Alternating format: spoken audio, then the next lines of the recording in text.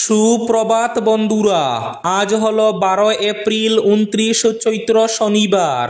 আজকের সকালের বিশেষ বিশেষ খবরগুলি হলো এইচএসএলসি মেট্রিক পরীক্ষার ফলাফলে শ্রীভূমি তথা করিমগঞ্জে 30% নিচে পাওয়া 43টি বিদ্যালয়কে কারণ দর্শানোর জন্য নোটিশ জারি করলেন শ্রীভূমি জেলার স্কুল পরিদর্শক। কেন ফলাফল খারাপ হলো 3 দিনের মধ্যে জবাব দিতে হবে, কঠোর নির্দেশ। বিস্তারিত থাকবে প্রতিবেদনে। পঞ্চায়েত ভোটের জন্য 2 মে এবং 7 মে বন্ধ ঘোষণা। বরাক উপত্যকায় 2 মে কাছাড়, হাইলাকান্দি, শ্রীভূমিতে সকল সরকারি বেসরকারি কার্যালয়, শিক্ষা প্রতিষ্ঠান, ব্যাংক বন্ধ থাকবে। ওয়াকফ সংশোধনী আইনের বিরুদ্ধে এবার 30 এপ্রিল বৃহৎ প্রতিবাদ অল ইন্ডিয়া মুসলিম পার্সোনেল ল বোর্ডের। দেশ জুড়ে লাইটস অফ করে বৃহৎ প্রতিবাদ অল ইন্ডিয়া মুসলিম পার্সোনেল ল বোর্ডের। মুসলমানদের অধিকার কেড়ে নেওয়ার অপচেষ্টা চলছে, এটা মেনে নেওয়া হবে না। ওয়াকফ সংশোধনী আইনের প্রতিবাদে এবার পীর জুনাইদ মাদানী এবং পীর গোবিন্দপুরী আন্দোলনের ট্রেলার চলছে। ওয়াকফ আইন বাতিল না হলে পুরো ছবি দেখবে দেশ, হুঙ্কার বরাকের বিভিন্ন স্থানে।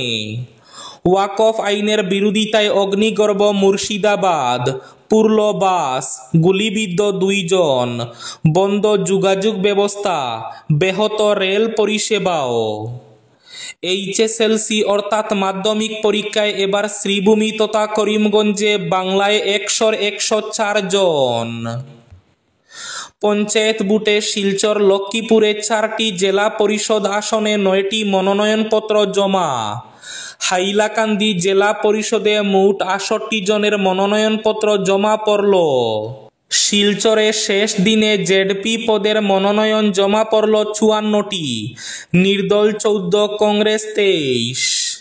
কংগ্রেস প্রার্থী সমর্থকরা গোপনে যোগাযোগ রাখছেন বিজেপির সঙ্গে, দাবি কৌশিক রায়ের। এবার পাতারকান্দির 4 জেলা পরিষদ আসনে বিজেপি, কংগ্রেস, নির্দল সহ 9 প্রার্থীর মনোনয়ন পেশ।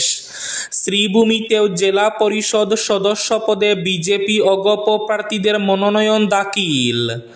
গ্রুপ সদস্য পদে লালায় 500, কাটলিছড়ায় 252 প্রার্থীর মনোনয়ন পেশ।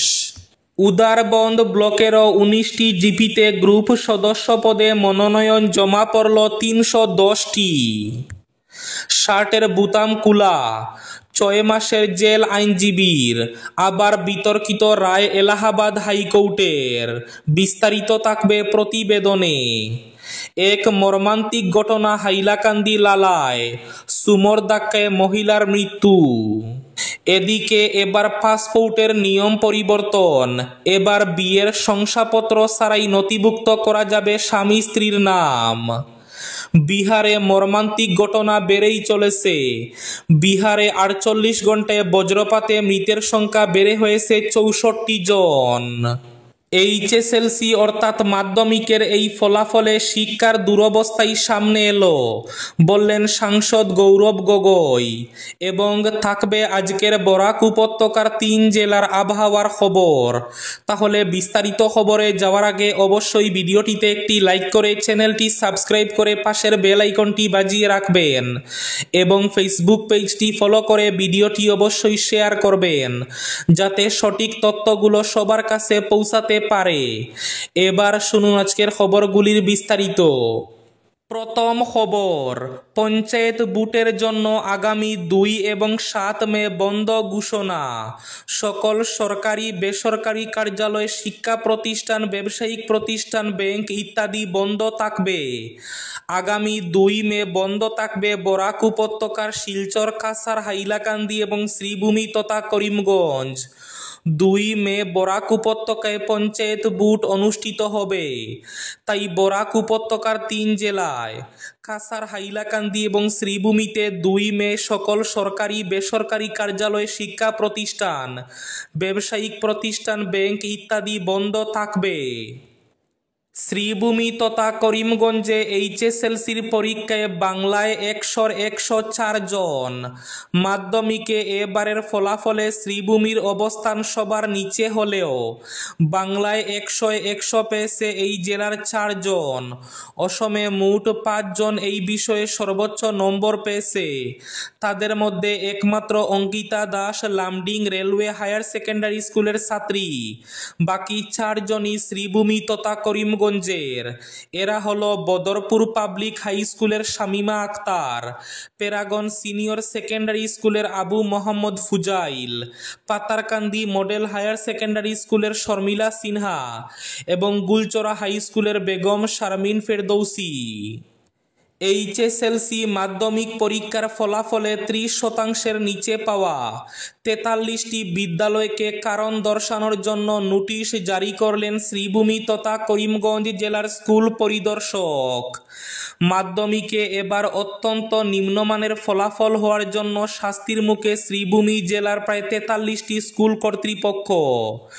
শুক্রবার ফলাফল ঘোষণার পর ওই স্কুলগুলোর প্রধান শিক্ষক ও অধ্যক্ষদের শোকজ নোটিশ ধরিয়ে দিয়েছেন স্কুল ইন্সপেক্টর নীলমজ্যোতি দাস। কেন এমন বিশ্রী ফলাফল হলো তার কারণ দর্শানোর পাশাপাশি কী কারণে তাদের বিরুদ্ধে ব্যবস্থা নেওয়া হবে না এর জবাব 3 দিনের মধ্যে দেওয়ার জন্য কড়া নির্দেশ দিয়েছেন তিনি। 6 নম্বর জাতীয় সড়কের হাইলাকান্দি লালার চন্দ্রপুর বাইপাসের লালাপুর এলাকায় দ্রুতগামী একটি সুমোর ধাক্কায় প্রাণ হারালেন এক মহিলা। তার নাম রহিমা বেগম চৌধুরী, বয়স 45 বছর, বাড়ি লালাপুর বাইপাস এলাকায়। জানা গেছে শুক্রবার দুপুরে জাতীয় সড়ক অতিক্রম করতে গিয়ে সুমোর ধাক্কায় জখম হন লালা প্রথম খণ্ডের শফিকুর রহমান চৌধুরীর স্ত্রী রহিমা বেগম চৌধুরী। সঙ্গে সঙ্গে তাকে শিলচর মেডিকেল কলেজ হাসপাতালে নিয়ে ভর্তি করা হলেও শেষ রক্ষা হয়নি। শুক্রবার রাত 8টা নাগাদ তিনি শেষ নিঃশ্বাস ত্যাগ করেন। পুলিশ সুমো গাড়িটি জব্দ করেছে। দুর্ঘটনায় মহিলার মৃত্যুর খবর পেয়ে মৃত মহিলার বাড়িতে গিয়ে খোঁজ নেন রাইজোর দলের জেলা সভাপতি জহিরুদ্দিন লস্কর সহ আরও অনেকে। শিলচর লক্ষ্মীপুরে পঞ্চায়েত ভোটে 4টি জেলা পরিষদ আসনে 9টি মনোনয়নপত্র জমা। পঞ্চায়েত নির্বাচনের মনোনয়নপত্র জমা দেওয়া শেষ হলো 11 এপ্রিল শুক্রবার। এদিন বিকেল 3টা পর্যন্ত রাজ্যের অন্যান্য স্থানের সঙ্গে কাছাড় জেলায়ও জেলা পরিষদ সদস্য, আঞ্চলিক পঞ্চায়েত সদস্য এবং গ্রাম পঞ্চায়েত সদস্য পদের প্রার্থীরা মনোনয়নপত্র দাখিল করেন। লক্ষ্মীপুরে মোট 4টি জেলা পরিষদ আসনের জন্য 9টি মনোনয়নপত্র জমা পড়েছে। এদিকে হাইলাকান্দি জেলা পরিষদে মোট 68 জনের মনোনয়নপত্র জমা। শুক্রবার 49 জন প্রার্থী মনোনয়নপত্র জমা দেওয়ার 8 আসন বিশিষ্ট হাইলাকান্দি জেলা পরিষদের নির্বাচনে মোট 68 জন প্রার্থী তাদের মনোনয়নপত্র জমা দিয়েছেন। শিলচরে শেষ দিনে জেডপি পদের মনোনয়ন জমা পড়ল 54টি, নির্দল 14টি, কংগ্রেস 23টি, ময়দানে এসইউসিআই এবং তৃণমূল। কংগ্রেস প্রার্থী সমর্থকরা গোপনে যোগাযোগ রাখছেন বিজেপির সঙ্গে, দাবি কৌশিক রায়ের। অফিস পাড়া কাঁপিয়ে মনোনয়ন বিজেপির 12 জেডপি প্রার্থীর। এদিকে পাতারকান্দির 4টি জেলা পরিষদ আসনে বিজেপি, কংগ্রেস, নির্দল সহ 9 প্রার্থীর মনোনয়ন পেশ। শ্রীভূমিতেও জেলা পরিষদ সদস্য পদে বিজেপি অগপ প্রার্থীদের মনোনয়ন দাখিল। এদিকে গ্রুপ সদস্য পদে লালায় 500, কাটলিছড়ায় 252 প্রার্থীর মনোনয়ন পেশ। বিনা প্রতিদ্বন্দ্বিতায় জয়ী হচ্ছেন মনিরীপে এবং শান্তি। মুসলমানদের অধিকার কেড়ে নেওয়ার অপচেষ্টা চলছে, এটা মেনে নেওয়া হবে না। ওয়াকফ সংশোধনী আইনের প্রতিবাদে পীর জুনাইদ মাদানী ও পীর গোবিন্দ পুরী। ওয়াকফ সংশোধনী আইনের প্রতিবাদ। গণতান্ত্রিক দেশে সংখ্যালঘুদের উপর সরকারের এমন আচরণ অনুচিত। মুসলমানদের অধিকার কেড়ে নেওয়ার অপচেষ্টা চলছে বলে দাবি করেন তারা। ওয়াকফ সংশোধনী আইনের প্রতিবাদে পীর জুনাইদ মাদানী এবং পীর গোবিন্দ পুরীর প্রতিবাদ। এদিকে আন্দোলনের ট্রেলার চলছে। ওয়াকফ আইন বাতিল না হলে পুরো ছবি দেখবে দেশ। হুঙ্কার খাটিগড়ায়। চলছে ট্রেলার, সরকার ওয়াকফ সংশোধনী বিল বাতিল না করলে আন্দোলনের পুরো ছবিটা দেখবে গোটা দেশ। শুক্রবার জুম্মার নামাজের পর বরাকের বিভিন্ন স্থান থেকে ছুড়ে দেওয়া হয়েছে এমন হুঙ্কার।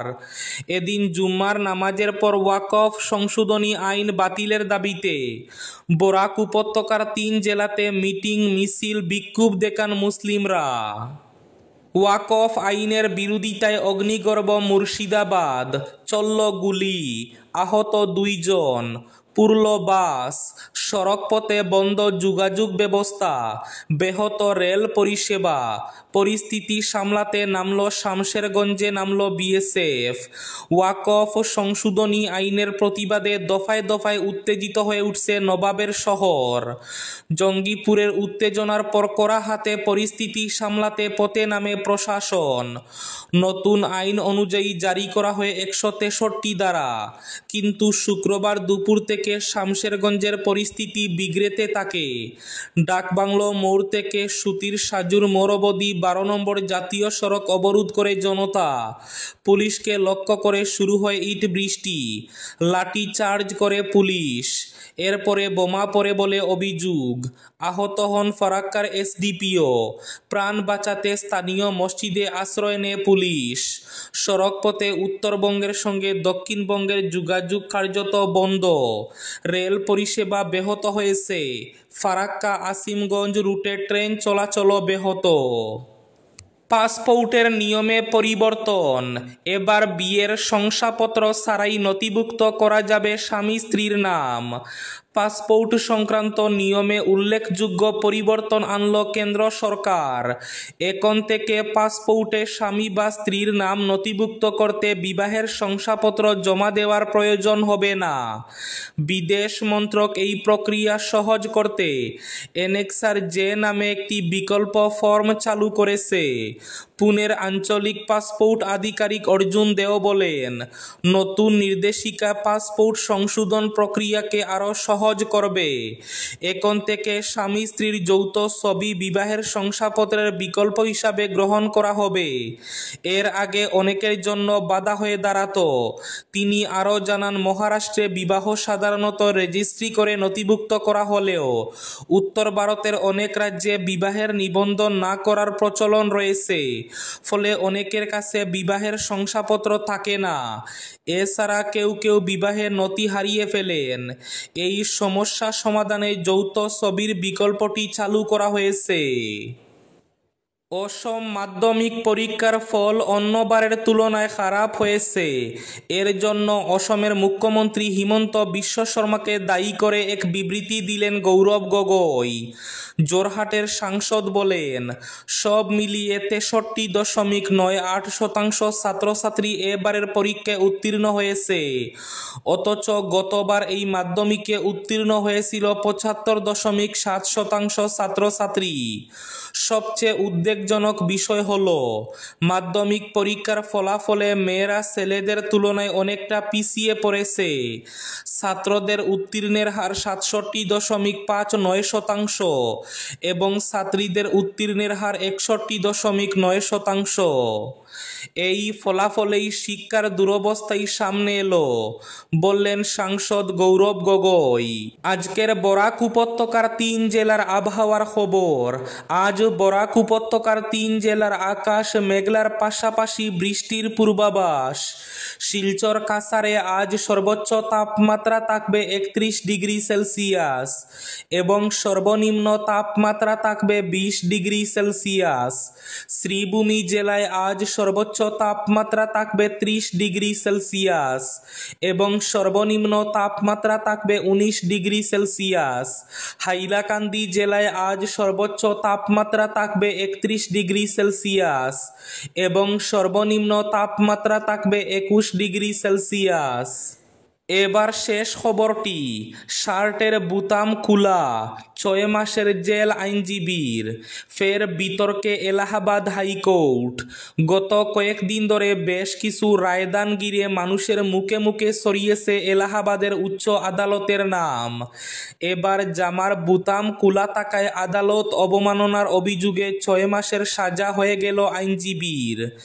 আদালত সূত্রে জানা গিয়েছে, বৃহস্পতিবার বিচারপতি বিবেক চৌধুরী এবং বিচারপতি বি.আর. সিংয়ের ডিভিশন বেঞ্চে ছিল এই আদালত অবমাননার শুনানি। সেখানে আইনজীবীকে এমন সাজা শুনালো আদালত। এই ছিল আজকের সকালের বিশেষ বিশেষ খবরগুলি। ভিডিওটি অবশ্যই লাইক করে শেয়ার করে দেবেন।